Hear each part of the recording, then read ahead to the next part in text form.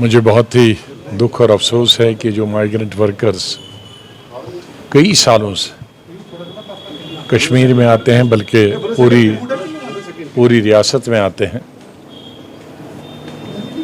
वो अपना रोज़गार के लिए आते हैं।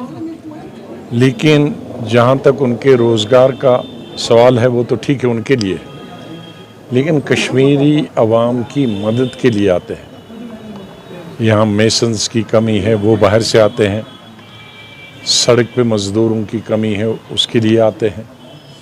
बल्कि अब धान की खेती के लिए भी हमारे बिहार के लोग आते हैं।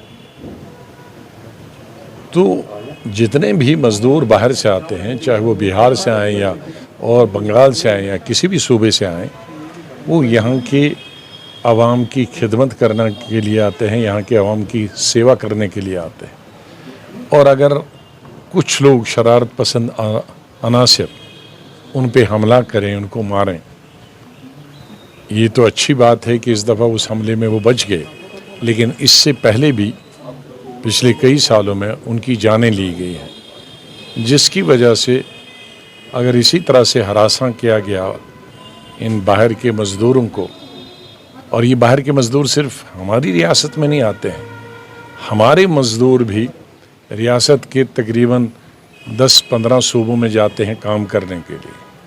तो अगर हमारे मज़दूरों के साथ ऐसा कोई करेगा तो हमको कैसा लगेगा। इसलिए जो भी शरपसंद अनासर इस तरह की हरकतें करते हैं, और उसके अलावा कश्मीर के पूरी आवाम, ये सिर्फ सियासी लीडरों तक महदूद नहीं रहना चाहिए ऐसी हरकतों को कंडम करने के लिए।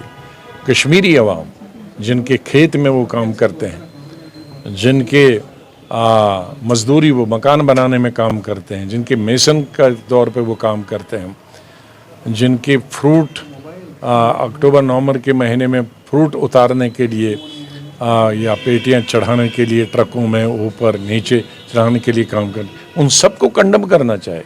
मुझे यकीन है कि अगर जम्मू कश्मीर के सारे अवाम कंडम करेंगे तो दोबारा कोई हरकत नहीं करेंगे।